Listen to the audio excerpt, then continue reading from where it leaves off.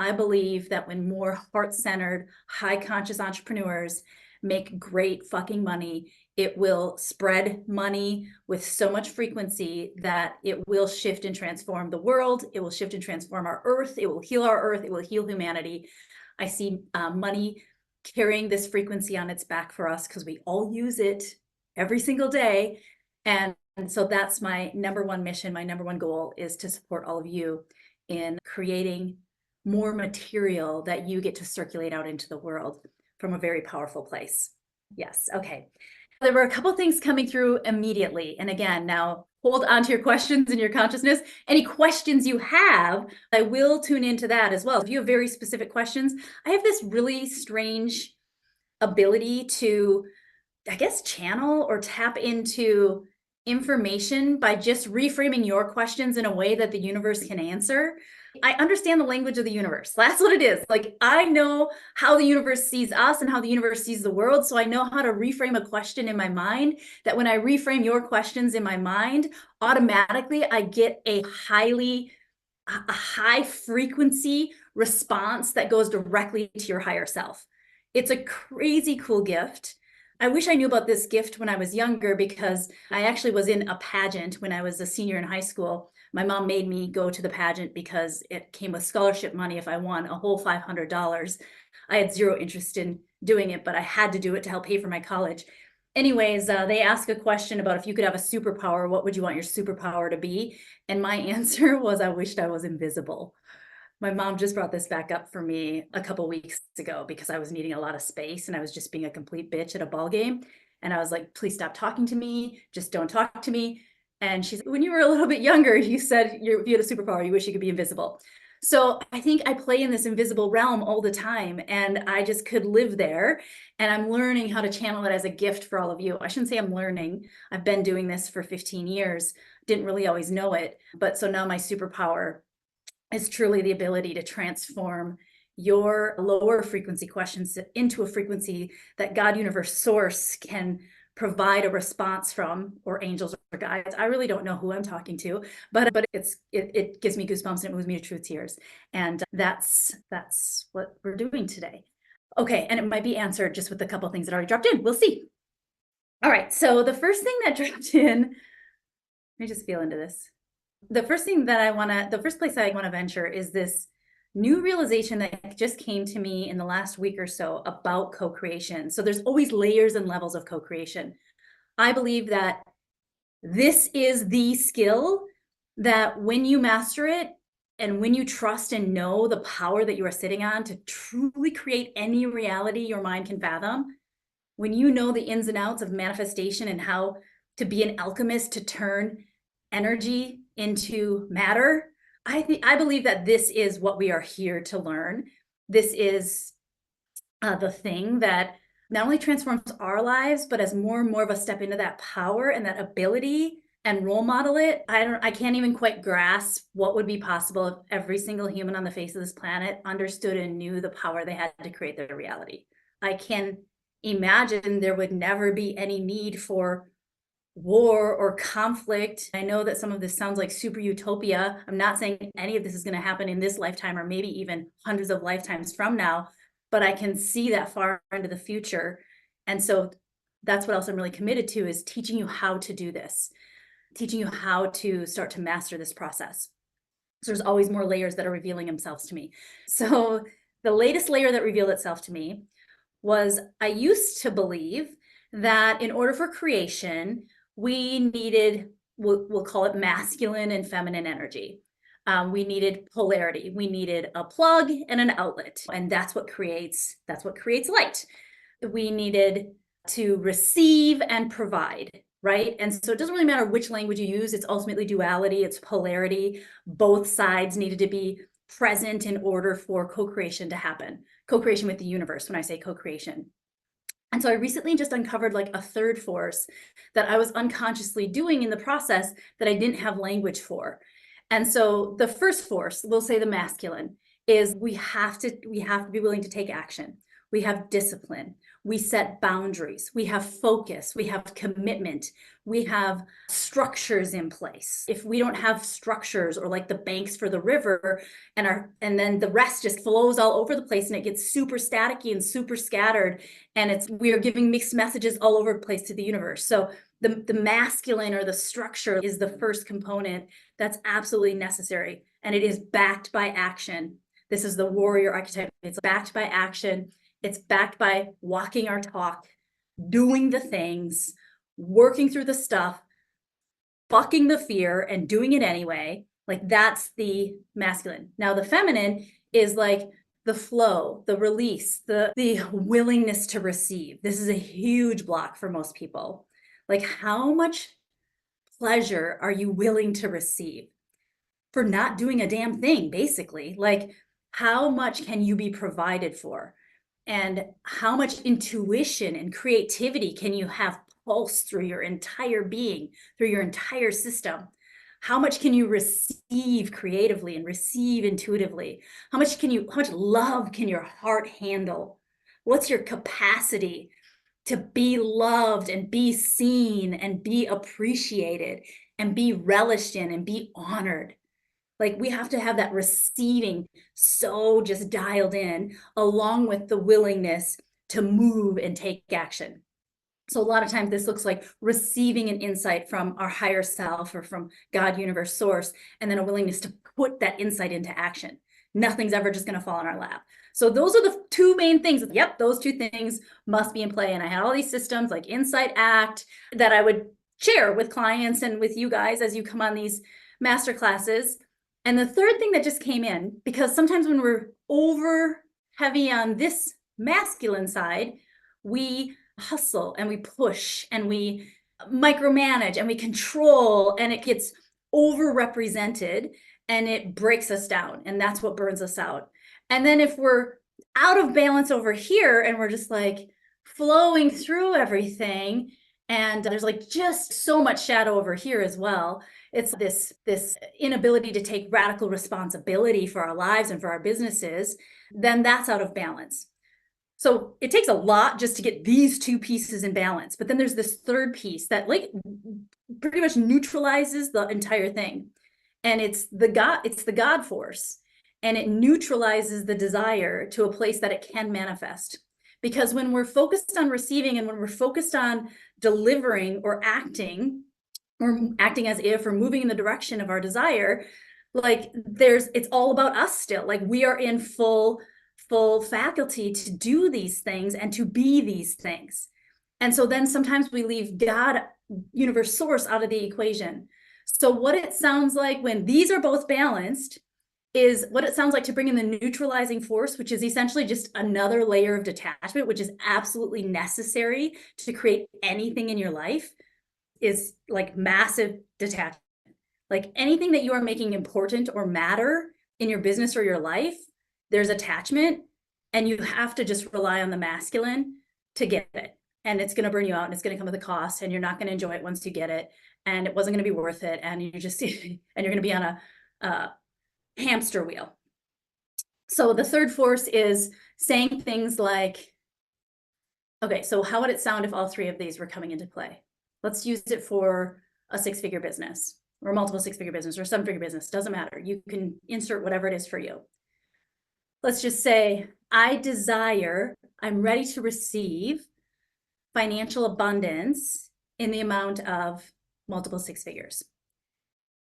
And I'm committed to become and embody and have the behaviors and the actions of that version of myself. Masculine, feminine, I'm willing to receive. Clarity of the desire, the order is placed. Where the third force comes in is we say things like, or whatever is in the highest order for my good and everybody else. And I'll receive it in whatever way you'd like to deliver it. So where I see a lot of entrepreneurs miss the mark on this, and I hear this from so many clients, is they're like, I'm desiring six figures, multiple six figures, whatever it may be. But they are so specific that it must come from their business. It must come through the pathway of my business. My effort must equal the money. or what I do and how I do it must translate to the money that I'm making. And there are infinite pathways for abundance to flood in. And when we don't recognize that, we're missing like all of the other ways that we're literally just like the manifestation is just waiting for us to see it. And so I hear from a lot of clients, they're like, gosh, my husband just got a raise and we're making more money as a family than ever, but I'm not making any money in my business. And it's, you just fucking manifested that. Like, you did that because you put your order in, but you thought it would look a certain way, but it didn't look the way you thought it would. And so you got super attached to it needing to look a certain way, and you started bringing in that action and everything just because you had drawn a conclusion of what it must look like. And you had a conclusion of how it's going to happen. And it's remembering like all the action that we're taking, whether it's coming from higher guidance or not, it's more for the joy of the action than it is because that action is going to create the thing. And so if you're like, I'm going to show up on social media consistently, I'm going to create posts every day, I'm going to do this, I'm going to do that, I'm going to take all these actions because action A equals result B, you'll always only be able to rely on your energetic resources that are draining minute by minute until you're depleted and exhausted. And so that third force is, I'm going to take this action as a devotion and a commitment to my vision. That's the intention behind action. Not to prove it to God, universe, source, not to prove it to yourself, but I am taking action as a commitment and a devotion to my desire. Nothing else, not to get a result. I'm taking action as a commitment and a devotion to myself, to my desires, to my genius, to my expression. I am that committed and devoted to it, to my heart, to my intuition. So I'm taking action as a way to show it, as a way to walk and talk my devotion, not to get a result. So those actions get to just be that and that alone. They're already whole and complete. And then because they're whole and complete, the icing on the cake is the likelihood of them to turn into the result is significantly higher. And if they don't turn into the result, they will create results through other pathways because of the energy of devotion and commitment to your heart's desire, not attachment to your heart's desire. Okay, so the God force is a complete surrender. I'm open and willing to be completely surprised. I am willing to have my socks knocked off. I am available to see, or curiosity, I wonder how this is going to show up. I'm curious what ways this amount of revenue is going to start flooding into my bank account. I'm happy and open to all the pathways. I fully receive in all the ways.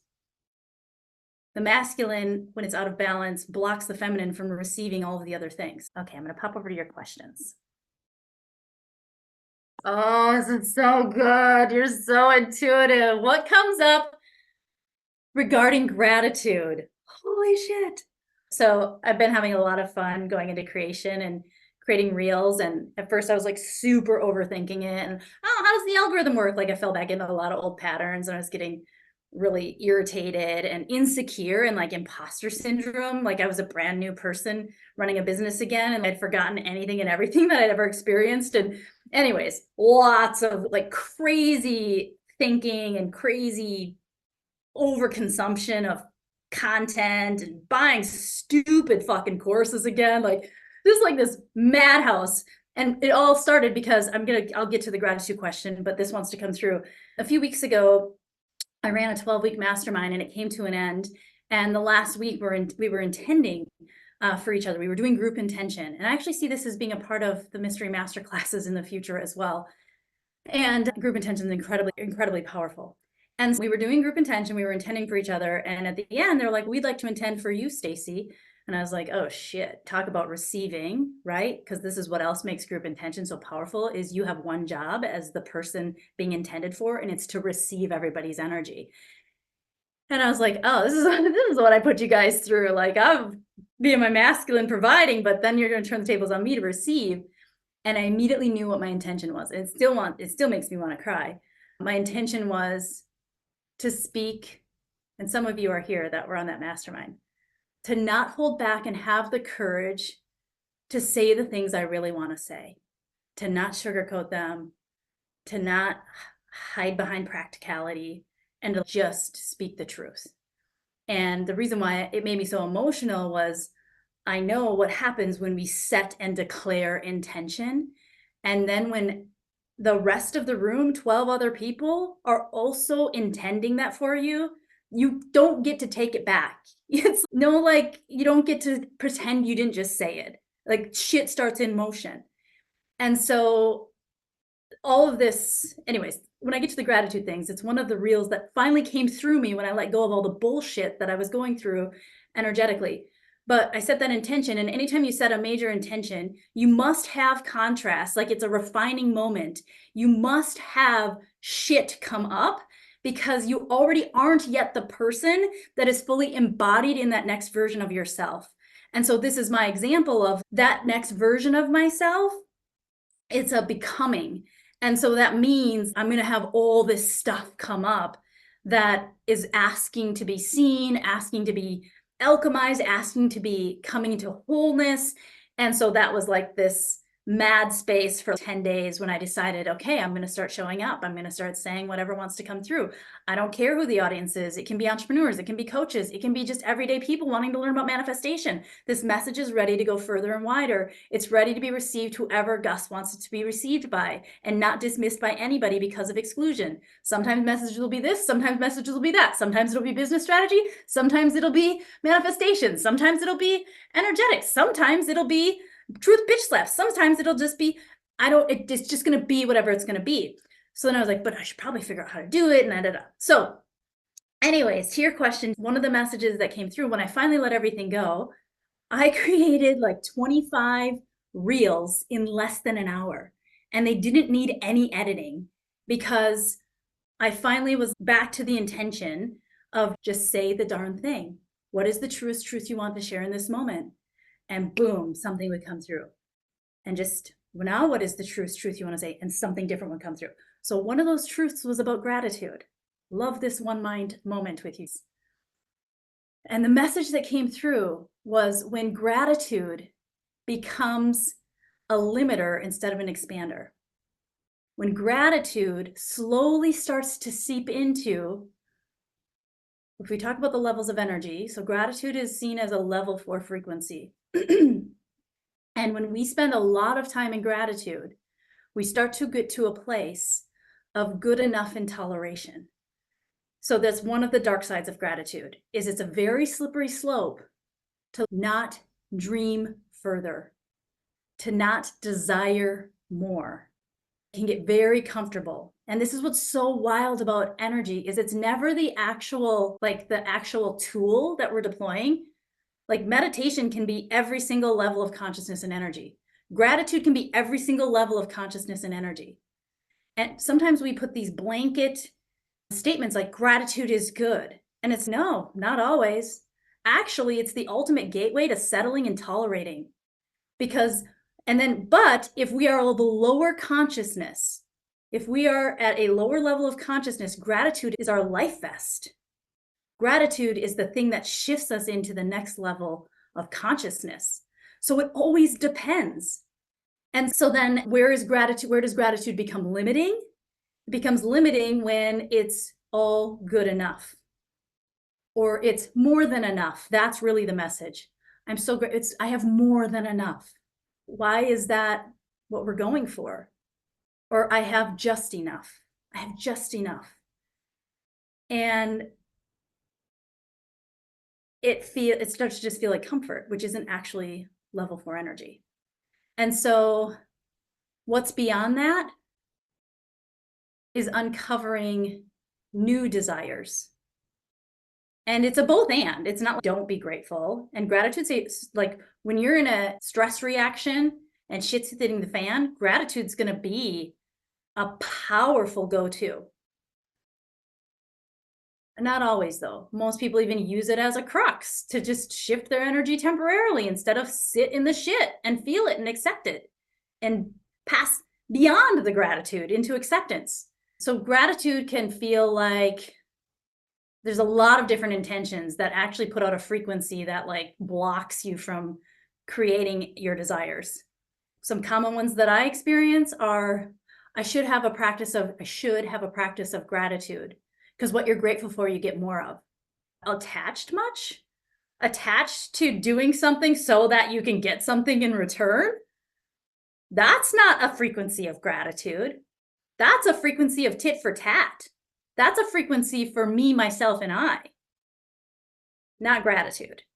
Grateful so that I feel good about my life. If there's a so that after gratitude, it's not actually the frequency of pure gratitude.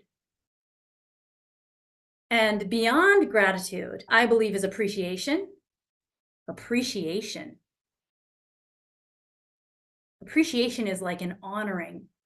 And it's not appreciation for what I have, even necessarily. It's appreciation for beauty, for genius, for vulnerability, for humans, for life, for your surroundings, your environment.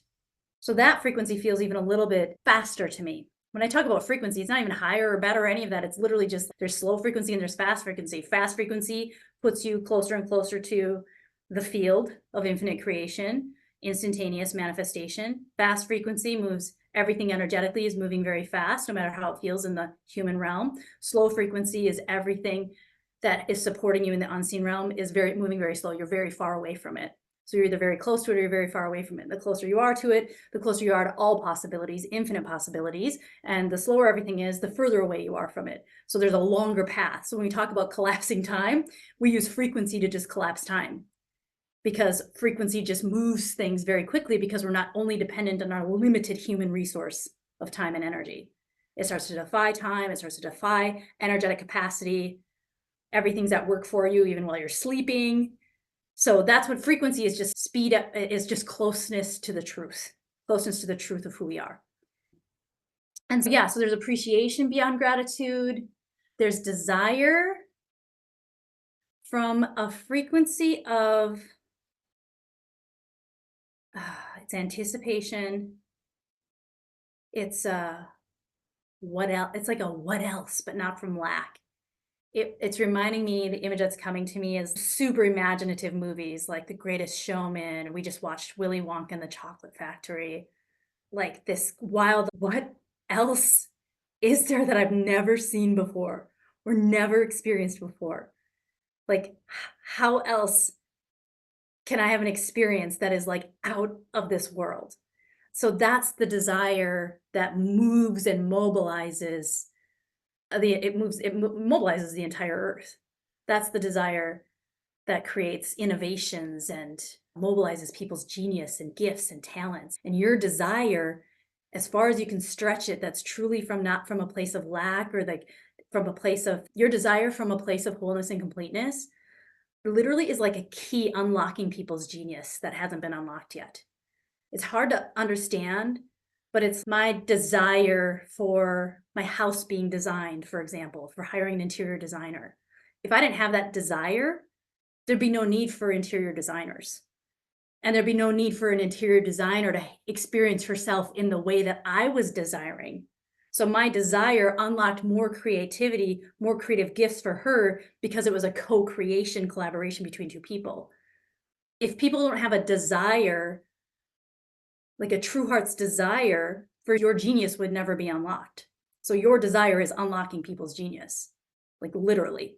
So being just grateful for everything you have literally stops the world from turning. You're like sending people to the grave with all their gifts and genius inside of them. And it's not like that's your responsibility, but we all individually unlock unique gifts in every single person based on our unique desires.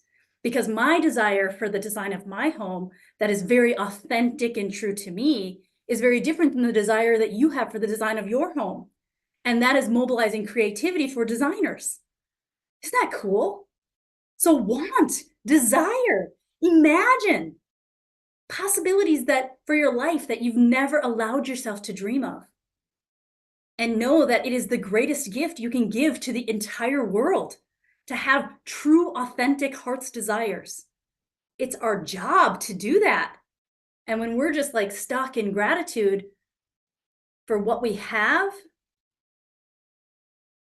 it's like a slow death. I'll be curious to hear how that resonates.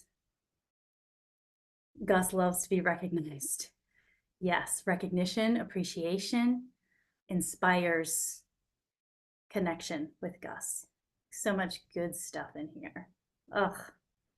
What are we thinking about Mystery Masterclass? All you who registered, you're like now on it for every second and fourth Wednesday. You can always unsubscribe, of course, and just take off whatever doesn't work on your calendar. But I'm loving this. So it's okay to always want more. It's an obligation in this human life to want more. And it's a recognition that we will always want more. So long as we are alive, there are more heart's desires for us to connect into. Now, the key, is it a dark desire or is it a conscious heart desire? And that discernment is crucial.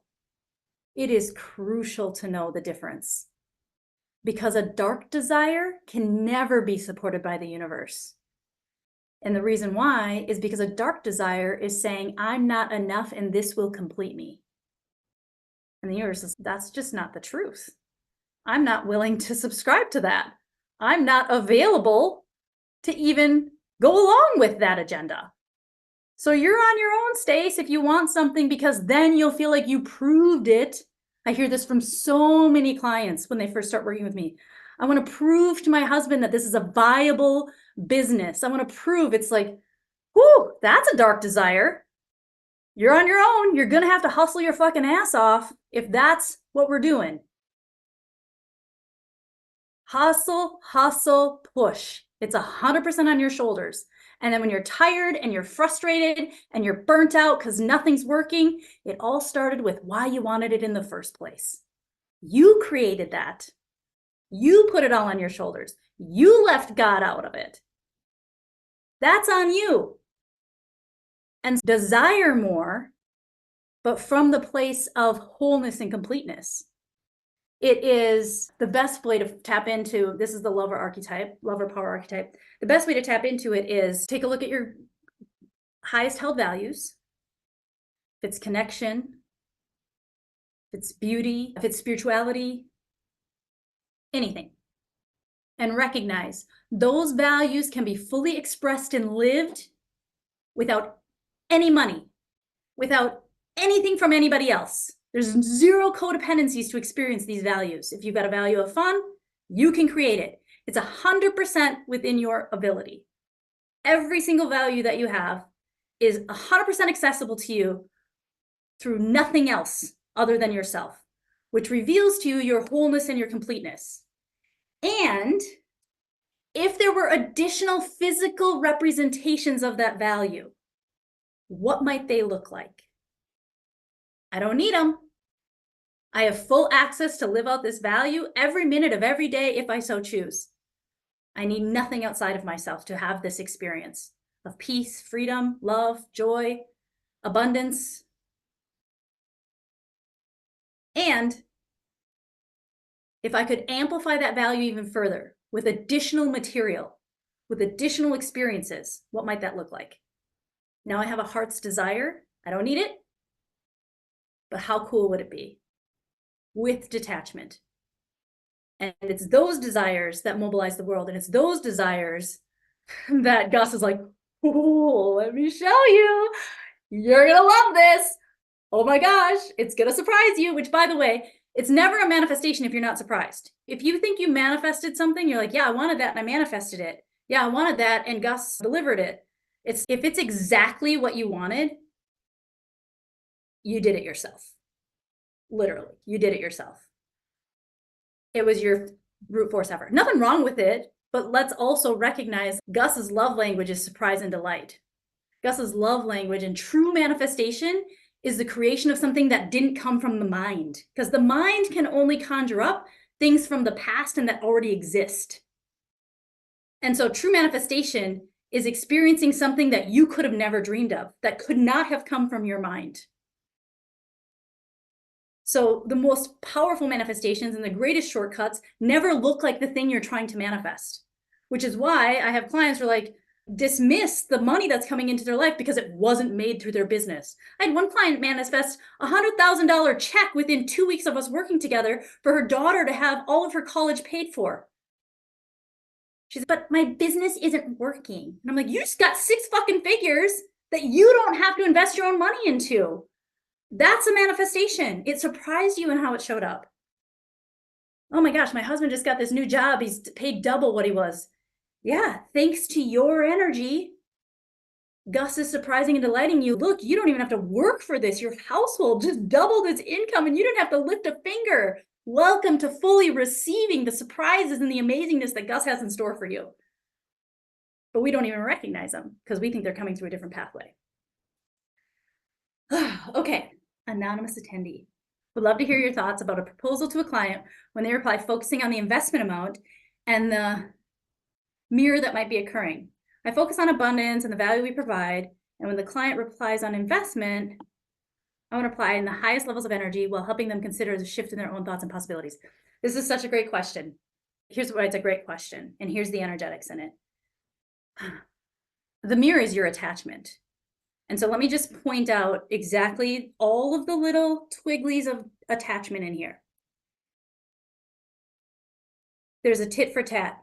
I focus on, like, I'm just going to over exaggerate the energy as I'm seeing it. I focus on abundance and mindset and the value we provide. I'm doing everything right. Why am I still getting these financial objections?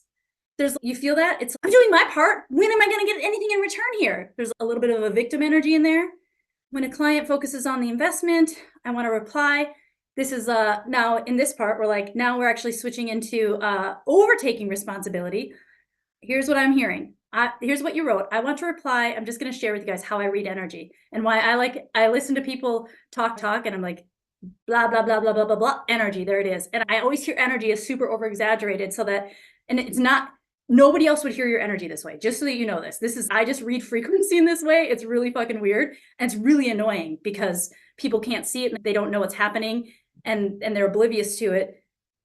And this kind of goes to your comment too. Like I was telling Ashley the other day, I said, gosh, my biggest lesson in this season of my life is acceptance of people's unwillingness or not wanting to see the answer that will free them.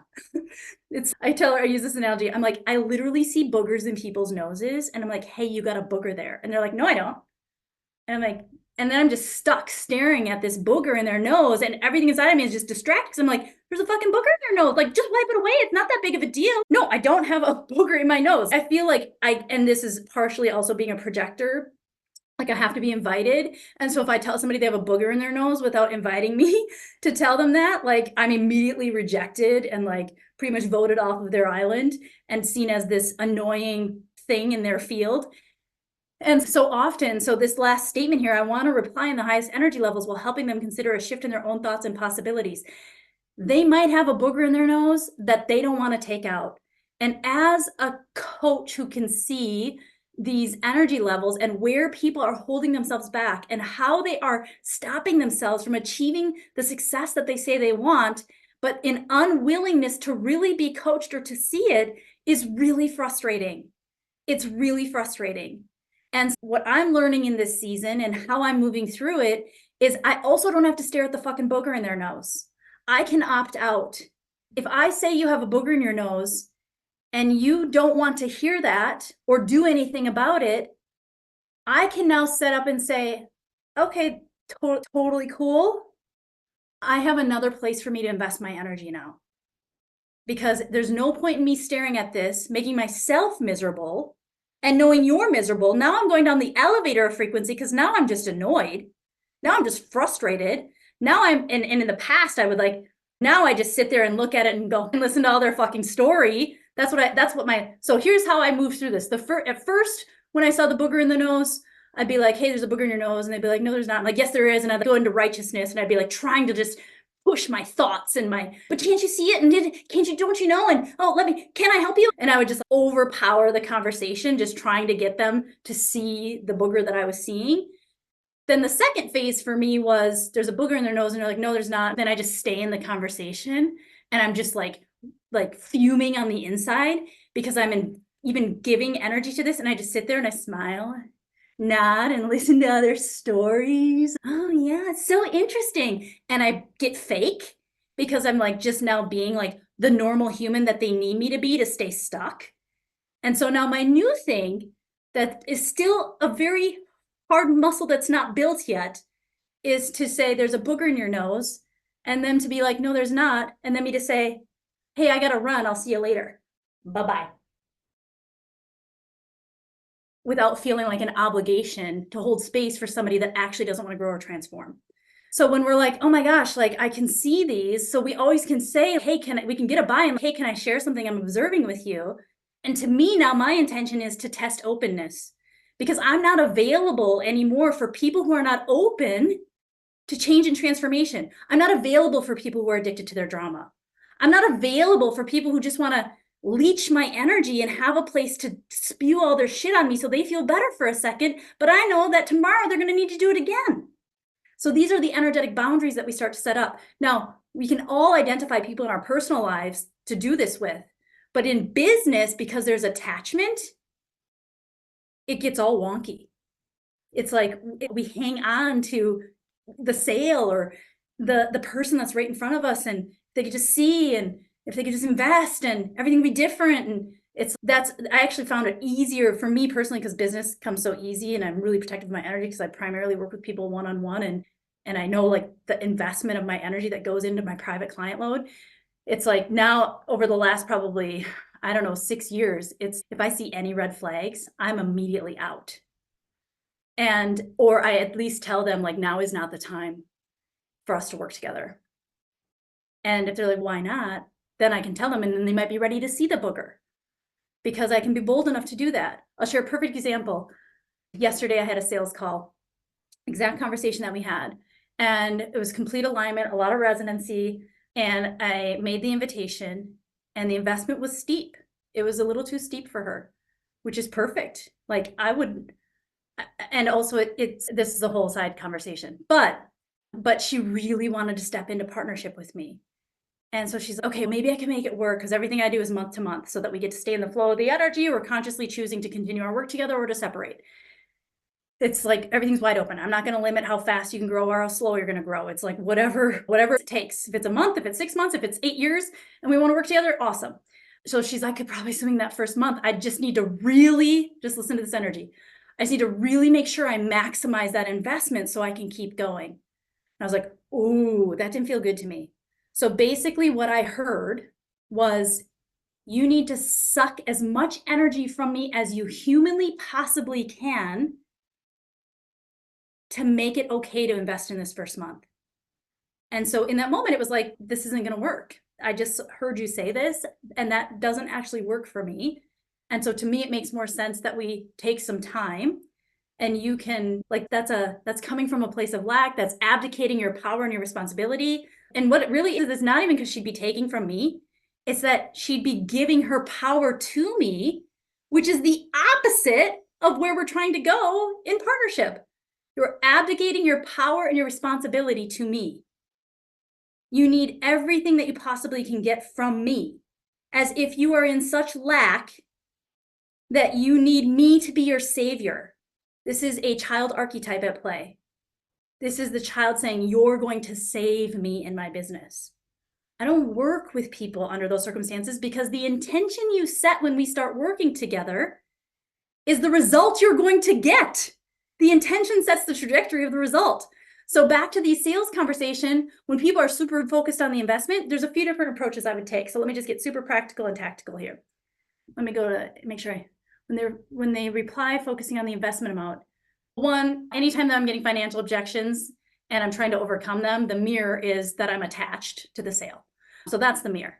I don't get financial objections, or I get financial objections, but they don't feel like objections because I'm consciously choosing to not engage in the partnership. So it's not like I'm rejected. It's no, this just isn't going to work at this time.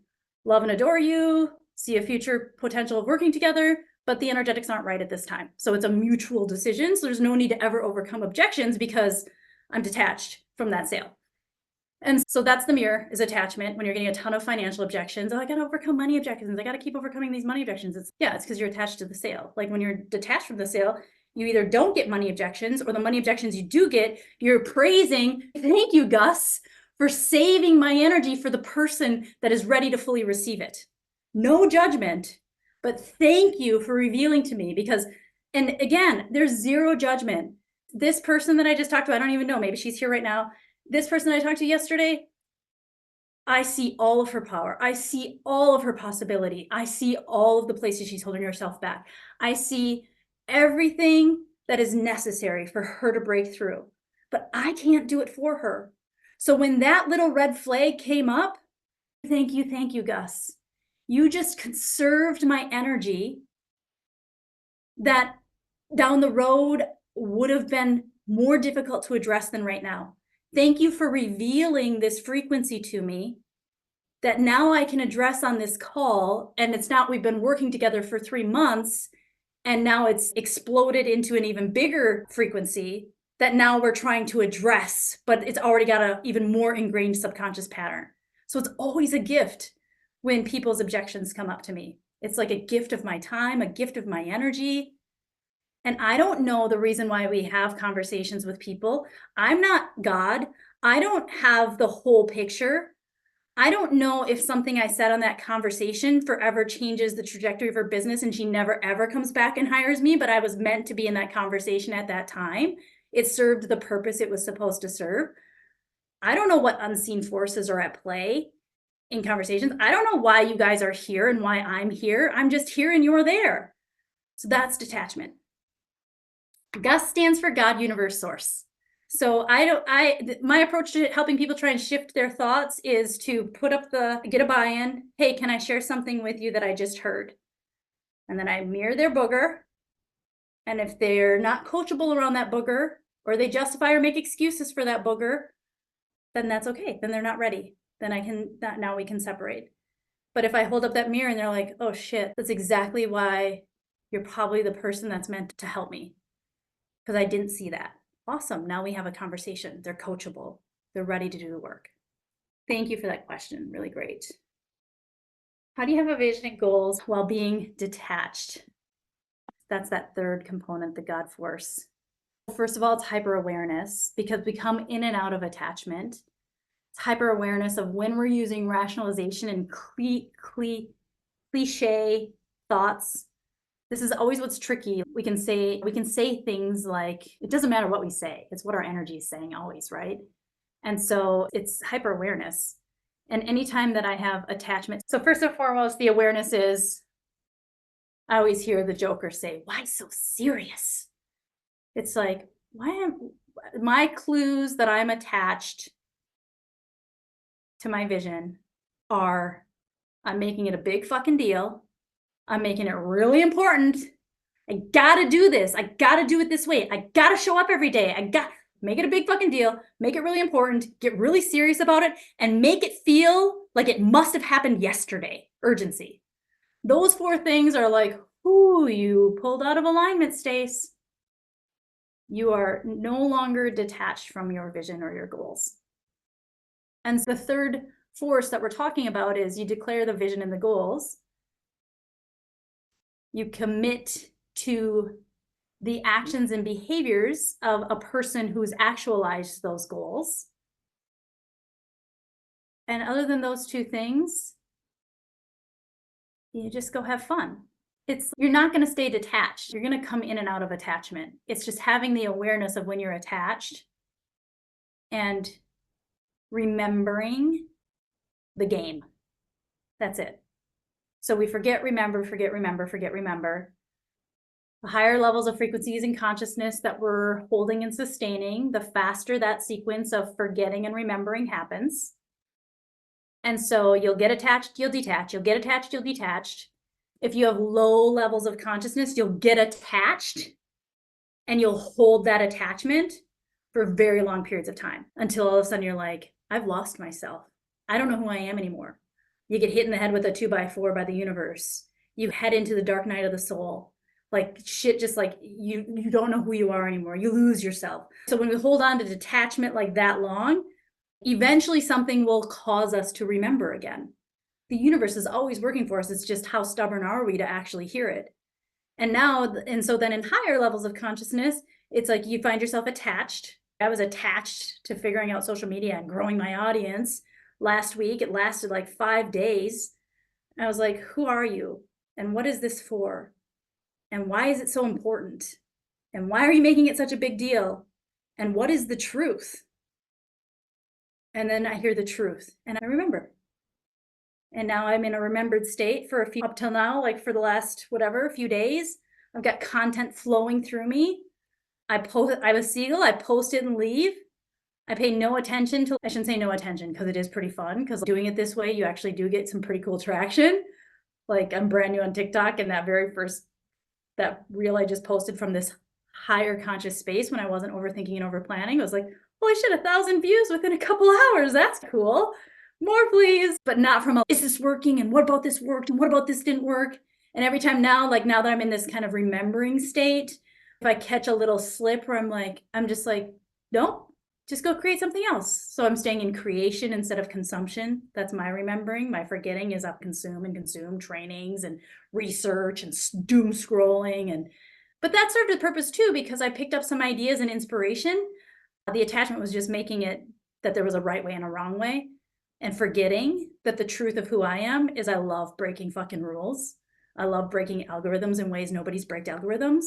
I love beating out bro marketers with energy when they're so focused on like the exact strategies and all these things.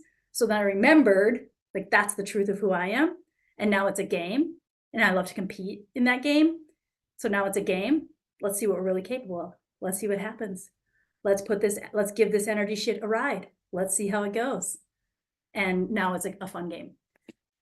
Okay, sounds like the financial abundance is the goal, but what the abundance is the goal. Yes, that's exactly it. So the universe does not speak in numbers at all.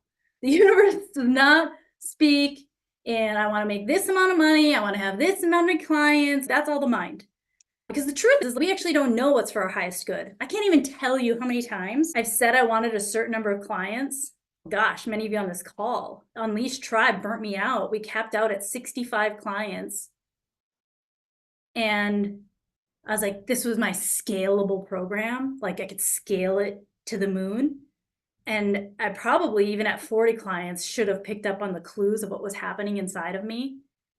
But when I started getting on calls and I didn't know for sure what was happening in some of my clients' businesses because I wasn't fully connected to them, I was outsourcing some of the coaching, amazing coaches, but I didn't feel right to me because high touch is very important to me and being able to see and serve powerfully. And so I thought I wanted 100 clients in that program and I allowed it to get to 65. And then I burnt my business down and I disappeared for a year and a half. And so I thought I wanted 100 clients. Gus knew I never wanted 100 clients. And my heart never wanted 100 clients. So that was all just egocentric. That was just dark desire, picking up other people's stuff. The other biggest block, I'll just share this as a personal block or story that now I think is like a bunch of bullshit. And I see almost everybody I talk to having the same thing, is that I keep seeing, like for a long time, my dark side desire was like, I want to have a 7-figure business with high profit margins, which like, why? I don't even need that much money. There was no reason to even have that amount of money with high profit margins, without complexity and all this stuff. At first it was like, oh, I just want to have 7 figures. And so the block was like, what am I missing? How come everybody else is able to figure this out and I can't figure this out? I'm a smart person. Guess what? They didn't have it figured out either. I just made up a story that they had something figured out that I didn't have. And then you get behind the scenes of a lot of these businesses and it's a fucking hot mess. I wouldn't wish that on myself or my worst enemy. That just feels miserable to be dealing with the things that they are dealing with in the name of 7 figures. Thank you, Gus. Thank you for protecting me from that. Thank you for teaching me that when I would start pursuing that too hard, I would get tired, and I would have the courage to follow your guidance to just stop and walk away and leave my business. Thank you, thank you, thank you. Because if I had that, it'd be a lot harder to walk away from than when you guided me to walk away. That was easier to walk away. And so now I have a new commitment to be hyper aware of these dark sides of desire that are almost always connected to money, and instead be crystal clear about where I want that money to land that amplifies my values. And back to what we were talking about before, the true heart's desires. And some of the ways that I get to the true heart's desires is, what do I fucking want? I literally just write on a piece of paper, like from a place of level 2 anger. What do you fucking want? What do you want? What do you actually want? And I'll just write it over and over again. And then all of a sudden be like, this. And I'll have some things I don't want. And it's like, what does that mean I want? Here's the thing. Most of our desires are super push-pull. This is probably the biggest thing I see with almost all my clients. Our number one value is freedom. And we also have this belief that money buys us freedom, but we're unwilling to compromise our freedom to make more money. Isn't that funny? I want financial freedom, but I'm not willing to give up my freedom to create the financial freedom, which is totally fair. And so what's the both and? And so I go to this a lot. Like, I actually just went through this. We're doing a live event for just an inner circle of my private clients, a live intensive, just a super small, intimate live intensive in September. And I told them, so there's enough space for some people to stay on premises. And I was like doing this, I really like my space. I really like my space, my environment to be clear. And when I do events, like, I'm so energized. Like, I don't want the night to end. We stay up having deep conversation till all hours of the night. Anybody who has been at an event, you've watched this happen. There's so much energy. When I was a trainer for IPEC, like, I wouldn't sleep. After the training event, I'd hang out with all the students. Like, I wouldn't want to go to bed. I was just so energized. Like, it was just amazing. And I'm like, so on one hand, you're saying you really want your space. And on the other hand, you're saying you really love connecting. And so there's this crazy push-pull energy happening. And it's, so how do you get both? And I was like, oh my gosh, if my clients are flying into Palm Springs, like, I'm going to soak up as much connection and energy as I possibly can. Like, what a gift. And then I'll rest when I get home and I'll recharge. Like, it actually doesn't burn me out. So I was telling myself this story, like, you're going to burn out if you don't create space for yourself. But it was a lie.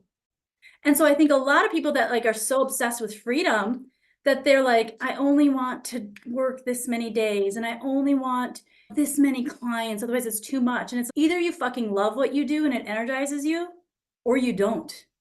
So is it really that you need space and freedom? Or is it that you're bored in your business? Or you're not doing the things that fuel your soul? Because when I'm like this masterclass, when I couldn't hardly sleep last night because I was so excited and so curious what was going to happen, like, why would I just want to be sitting and reading a book instead of feel that way? So I think it's really important for you to think about, what are the stories you're telling yourself? And is it an old story because you burnt out before? Is it an old story because of what happened in corporate? Because what if the opposite were true? And this is the Costanza method. What if the opposite were true? What if it's a big bunch of fucking lies you're telling yourself? Because the truth of the matter for me is, I freaking love being creative. I love creating content. I love coaching my clients. And the only time that I don't is when I think they're impeding on my freedom. They are impeding on my freedom. It's, what would I be wanting to do instead of this? Actually, nothing. So why do I feel like my schedule is getting too full when everything in my schedule jazzes me? It's a weird thing that our minds do with our energy. So anything even that you think you want, you can take a look at, is that just still some old story because of the time when you didn't love your business, but now you actually do love your business? So it's no longer true, but you're just pretending it's still true? This is the hyper awareness. This is the constant awareness. And how I love to get there is with the Costanza method. And it's like, what if the opposite were true? And usually when I ask that question, the opposite is true. It's all perspective. Rand, some of you might have it. It's called I Love Being in Business. Keep an eye on the email because we'll be putting the link into it. Many of us think, well, I only want to coach. I don't like marketing and selling. It's marketing and selling is coaching. It's the same fucking thing. The only reason it doesn't feel like the same thing is because you have attachment to what it should be doing for you. Because we're in levels 1, 2, and 3, and you mean myself and I, tit for tat. If I do this, then you should do this. We feel entitled to get people's attention. We feel entitled to get people's money. Well, I'm doing this. People should be liking my posts. I'm doing this. People should be buying my services. Have you earned it? What have you done for them? I share a lot of value, but do you? Are you sharing value for you to get something, or are you sharing value to truly share value with no strings attached? Because there is a difference energetically. There is a huge difference energetically. And if you are sharing for you, you're not fucking sharing anything. And then you get mad at them for taking advantage of you and not valuing you and not seeing you. You haven't earned the right to be seen. You haven't earned the right to be appreciated. That's entitlement. Entitlement is killing our businesses. Entitlement is blocking a lot of fucking money from coming into your hands. I'm really passionate about this. It's blocking money from coming into your hands to do the things that I know you're going to be conscious about doing because you want the money for a conscious reason. Yet then you get attached to it and you do stupid shit with your marketing and your selling. And I'm not saying that from a place of judgment because you don't know, but it's an easy fix. You are not missing a script. You do not need to learn how to overcome objections. You are not posting at the wrong time. It's not the fucking algorithm. It's your energy. Because the people you want to attract are like you, which means they are bullshit detectors. It's actually protecting you from attracting people that are going to drive you bonkers and they're going to be a pain in the ass to connect with, that are going to be annoying on sales calls. So they aren't liking your content and they're not closing on your sales conversations because you have some refinement to do to become the person that attracts the people that are meant to be in your circle. It's nothing outside of you. Nothing. You can pick up on inspiring strategies. You can pick up on things that like, ooh, that feels good. That looks good. I like consuming that. This email made me want to open it. This message made me interested, and you can get curious about that. What is it about it? And you can put it into play and you can put it into practice in your own authentic way. But again, it's a different attitude. It's not looking for the right strategy. It's looking for the strategies that resonate so that you can emulate them in your own way. It's getting curious. Why did I just open this email? Why did I just invest in that? Why was it okay for me to hand over money for that? Why did I enjoy paying for that? And you're using it to learn contextually about the things that align for you. Not, that works for them. They made 100K off that. So if I do it, I'll make 100K. You will not. Because I'm telling you right now, every fucking strategy works. Every strategy works. And none of them work. Because it's who you are being. Not to mention most of the strategies that are being taught, you're only getting a sliver of the whole picture. They fail to mention things like, and I've been thinking about this too, some of the things that I say in my messaging. I try to be really transparent. I've been in business for 14 years. I had a partnership with IPEC that these relationships are really strong. I have hundreds of people that have been following me for many years, that I've had multiple conversations with, that have invested in multiple programs. So when I put a post up in 30 likes, that's why. It's not just she figured out something with the algorithm and she's getting all these likes. It's, yeah, there's only one thing I did. I put in the fucking work to build relationships and to show up authentically and to do the inner work, to align to the highest version of myself that I possibly can muster, and to listen to the inner guidance and to do the scary shit, burn my business down multiple times and not market and not sell, not knowing when the money was going to come in, not knowing if another client was going to come in if I didn't show up on social media, but it didn't feel right. So I refused to do it if it didn't feel right. I only show up. I have a hard commitment to only show up when I can in a clean way, because I owe that to you guys. I owe, and that's why we have this relationship. That's why 105 people signed up for a Mystery Masterclass. because I have a commitment to only show up and spend time with all of you when I genuinely have the capacity to serve at the highest level. I hold myself to that standard. I will not post unless that standard is fulfilled. I will not show up unless that standard is fulfilled. It's a commitment I have to myself and to all of you. So what's your commitment to your audience? What's your part?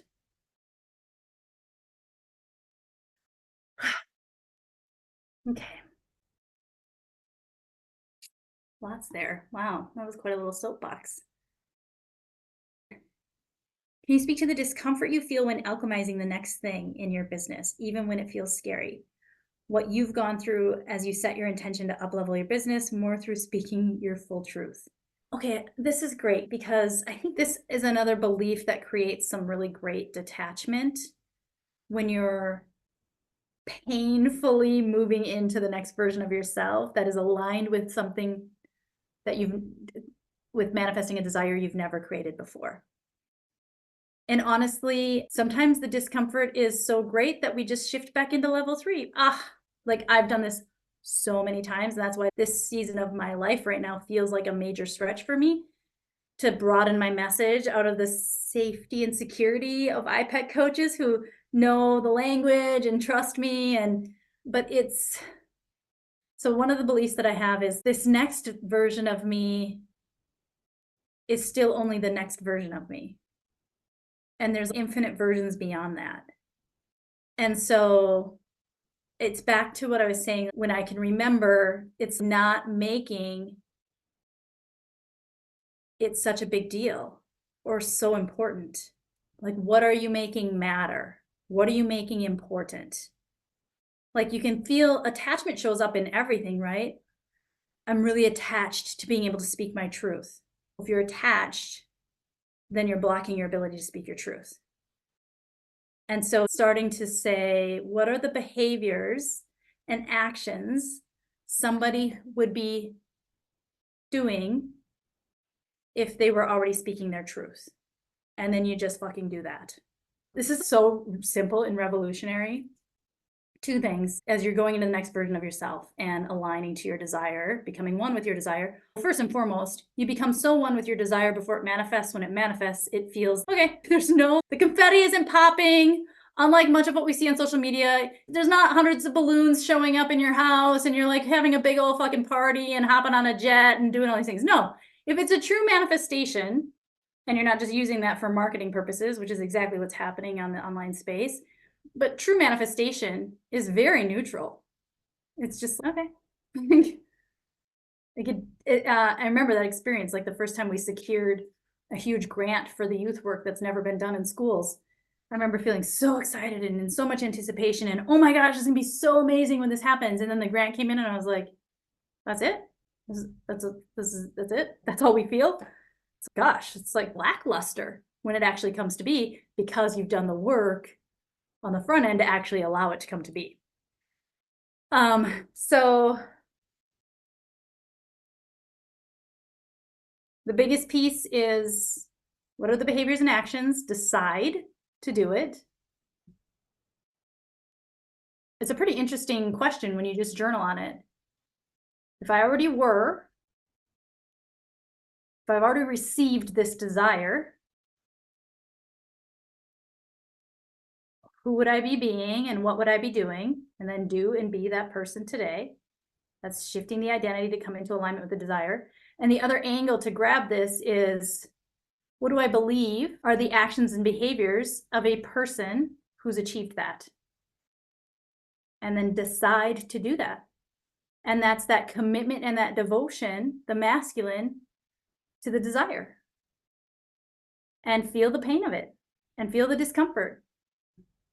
And the faster you do the things that are uncomfortable, the faster you refine and align to the desire. For those that are feeling like their desires are taking forever to manifest, I can assure you, you haven't had the commitment and devotion to adopt the behaviors and actions as somebody who already has received that desire, because it's uncomfortable, because you're afraid you're going to have to give something up in order to do the new thing. which you will. You'll have to give up the old version of yourself.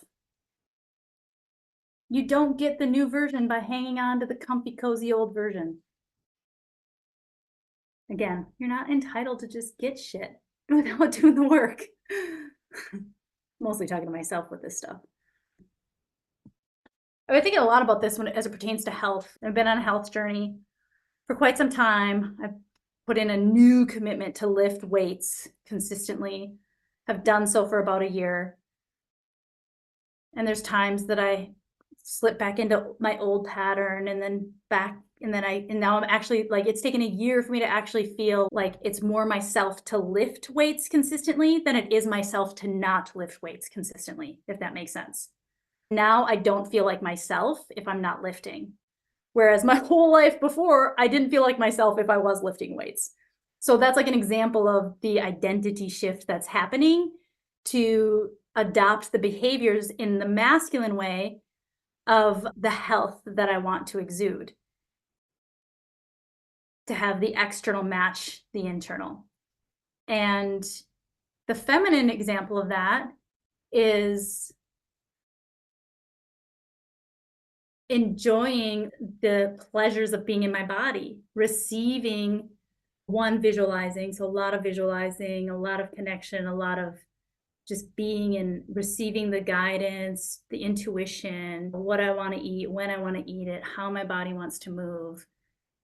And then the surrender is at whatever perfect size body frame I'm meant to be. I'm going to do my part, but I'm going to detach that I need to weigh a certain amount, or that I need to wear a certain size, or that I need to look a certain way. But I'm still going to do my part. And I'm still going to have the desire to experience my body externally in the same way I experience my soul and spirit internally. And then you can see those are the three things at play: the masculine, the feminine, and the complete detachment. In whatever way you want this vessel to appear, God, universe, source. Because what do I know? I might have to hold extra weight because of the energy capacity I have. I don't know. I don't know anything. Or I might have to lose weight in order to be a cleaner vessel. Or I might have to eat more vegetables. Or I might actually have to eat more fattening food because it's so pleasurable and that's a part of receiving. I don't know. But Gus does, so I'm going to just receive the intuitive guidance, and I'm going to trust, and I'm going to just allow. For me, the diet piece, there's certain actions and behaviors that every healthy person does. They walk a lot. They move their body. Women of my age, we know the impact of lifting weights. So those kinds of actions, but diet is tricky because it's like, it's not, we know foods that are alive, the impact that has on our mental health. So little things, but not like foods that we know are alive, but I don't ever limit any other foods. Anyways, I don't know how I'm getting into this health thing, but so it's a balancing act, right? Because anytime that I apply rules and restrictions based on what is the right way to do it to achieve my goal, I'm back in attachment. And yeah, it's such a nuanced little game. Okay, my husband's recent success and mine more slow could be a result of my manifestation. Yes, exactly. The tool I use for creating reels right now, what I'm settling on is I'm trying to just use the platforms that I'm on. Again, this is one of the right ways that I discovered when I was in my forgotten state. I love CapCut for text-based editing. I love Descript for text-based editing, but right now I'm really liking CapCut to do reels because it's super easy for me to just cut out the excess text and video without having to do much video editing. And then I just use Instagram or TikTok, whatever they have available to just finalize it. But editing, I use CapCut. How does one get to a place of wholeness and completeness and not lacking when you are actually lacking? So that's a great question. And you can feel how pervasive this illusion of lack is. And in some of my darkest moments, how I discovered this wisdom, I wouldn't have discovered it without the lack. I wouldn't have been able to teach wealth consciousness had I not had none, basically. It's all a pendulum, right? Because you have to have the full landscape in order to fully understand and gain the wisdom from it. So from nothing comes everything. So a couple of the things that, like in the dark night of the soul, when I thought I was just lacking, I allowed myself to go to the bottom of the bottom, the syzygy process. The fastest way to level 7 energy is through level 1 energy. Like level 1 energy is a fucking gift. It's an amazing gift. It's the biggest hoax to think that we raise our energy by going up instead of down, when down is the fastest path. So I discovered that when I was in a like a crazy place of lack, and I actually received a clairaudient message of, I won't go into that whole story. It goes like, you take the core belief, I am lacking, I have nothing, I'm not making any money, I'm incapable of making money, whatever, it doesn't matter what it is, whatever that core thought that just keeps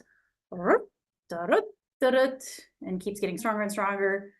You take that thought and you say, and what would that mean? I'll just go through an example here. I'll see if I can tap back into I'm going to tap back into a moment when this hit me and I finally found level 4 energy, because I stopped thinking about my fucking self all the time and how I wasn't doing things right and how everything was wrong and how I didn't have anything and how nothing was working for me and me. This is how I got to level 4 energy, through the bottom. I'm sitting in this office. I'm like, I've got my red line saying, if my bank account goes to this place, I must get a job, period. There's no ifs, ands, or buts about it. I must get a job if my bank account gets to this place. And it was close. There's nothing wrong. I've been a lead trainer for IPEC. That funded my dream. I went back and worked for IPEC. That was a really cool financial experience. There's nothing wrong with going back and getting a job or funding your dream. In fact, most people are so resistant to it because they tell themselves some story like, oh, I failed at business. It's like, no, you're just funding your dream. You thought it would happen faster. You had unrealistic expectations. Like, shit actually takes time. Like, you don't just build relationships overnight. And then especially if you're attached to these relationships, like nobody's going to be coming knocking on your door. They're like, whoo, like there's a big do not enter, not open for business sign energetically happening here. So sometimes it just takes time. It's probably that's just the craziest thing. People put themselves in situations that it's hard to find detachment because they have unrealistic expectations of what actually goes into building a business and having it be financially sustainable. They're living in their glamorizing child. Oh, this would be so wonderful and so free and so this. No, it's fucking hard. It's really hard. It's the greatest refinement in human history to sell yourself and your gifts. It takes a long time. And guess what? Even after you do it and even after you figure it all out, you forget. So how I got there was, I was like, so let's just say we hit this line, then what? Then I go get a job. And what would that mean? That'd mean I failed. And if you were a failure, then what? Then I'm not cut out for business. And if you're not cut out for business, what would that mean? That I made a big fucking mistake. And if you were somebody who made a lot of mistakes, then what?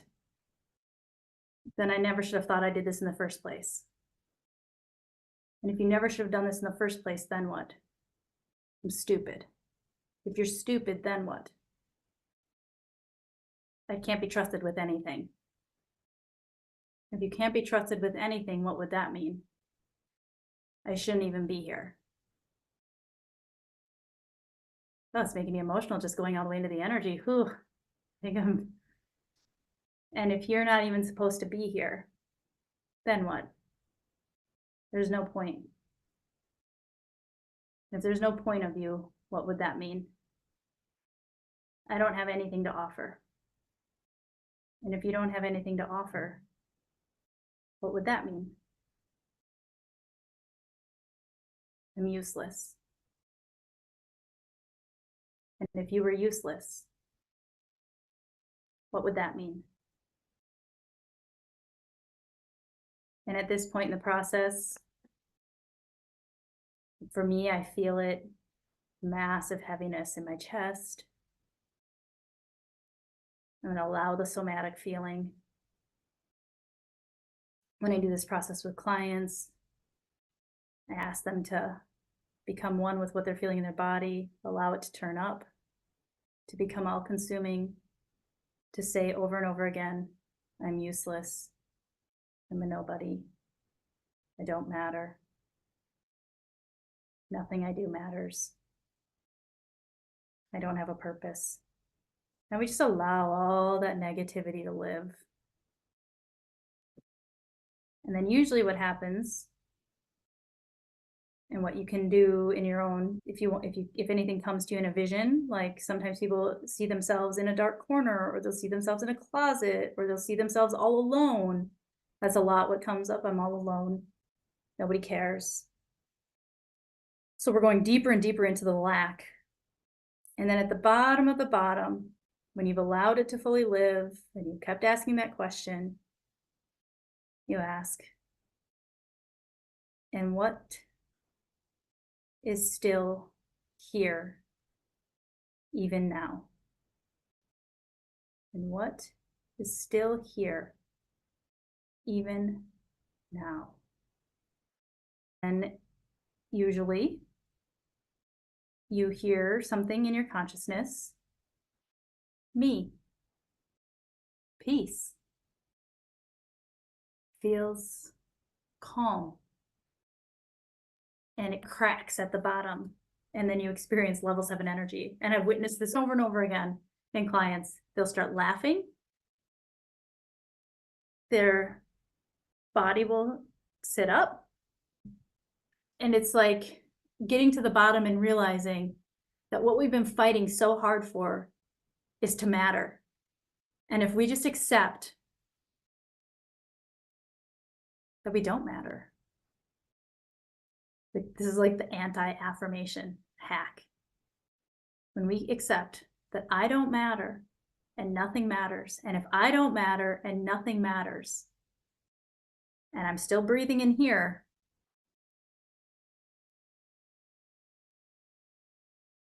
then what do I want to do?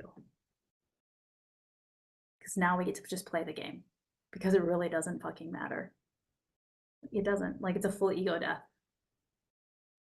And if all the things that we think are so serious and matter so much and are such a big fucking deal didn't matter, then what would we do? And now you're starting to find your heart's desire. And now you're starting to find that authentic desire that God, universe, source can work at light speed to bring to fruition. So that's the deep syzygy process. But how I did that before I knew the syzygy process was, I would say, what would happen if I didn't make any more money? We'd lose our house. What would happen if we lost our house? We'd have to live in one of our apartments. What would happen if you were living in one of your apartments? We'd lose the lifestyle that we're currently living. What would happen if you made even less money? We wouldn't know how to put food on our table. And then I got to, and how true is that? And then also, and what would you still have if you lost everything? And I realized I'd have my family, I'd have connection, I'd have love, I could still have laughter.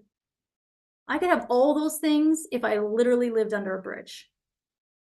And so why am I trying so hard to get the things I already have? So that was my first epiphany. And then I was like, shit, if that's the worst thing that's going to happen, is I'm going to, for a little while, live in one of our parents' houses or live in one of our investment properties. And this is like, if my husband loses all his money and we like lose everything, but I'll still be able to eat even tuna fish for dinner with my family and laugh and connect. Like, I'm fucking living. Like, I can live a full life living under a bridge. So why am I making it such a big fucking deal that I make all this money? And now you become one with money because you don't need it. Because you're whole and complete without it. And money fucking loves you for that. Because there's no codependency. There's no, I shouldn't say money. Gus is happy to deliver all that money because there's no codependency. There's no abdicating of your power to something outside of yourself. There's no giving responsibility for how you feel to something outside of yourself. It's full sovereignty. Oh my gosh, that syzygy method took a while. I got a little lost in that. Good question. I was like, I'm done with social media.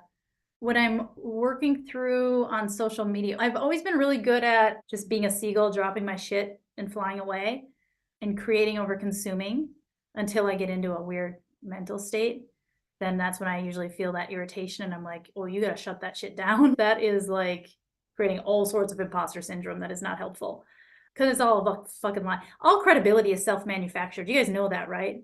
Like marketing and stuff. Like when Seth Godin said all marketers are liars, it's true. All credibility is self-manufactured. We can position a story in any way that we want. The key is, how do you do it authentically? This is a story for another Mystery Masterclass, The Sacred Trickster.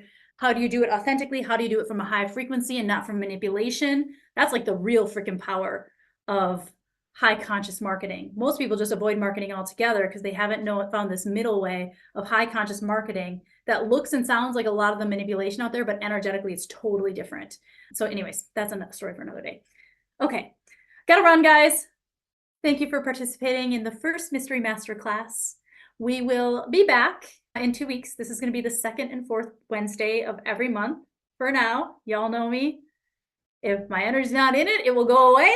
But right now I'm feeling a lot of energy for this and it's staying for now. Again, I'll leave it all up to Gus because Gus guides through energy. And so thank you all for being here. If other people that would appreciate this complete mysterious exploration of consciousness in business, please invite them, share the registration link. The more the merrier. This is a movement and this is a mission. And thank you all for being a part of it and have a beautiful rest of your week. Goodbye.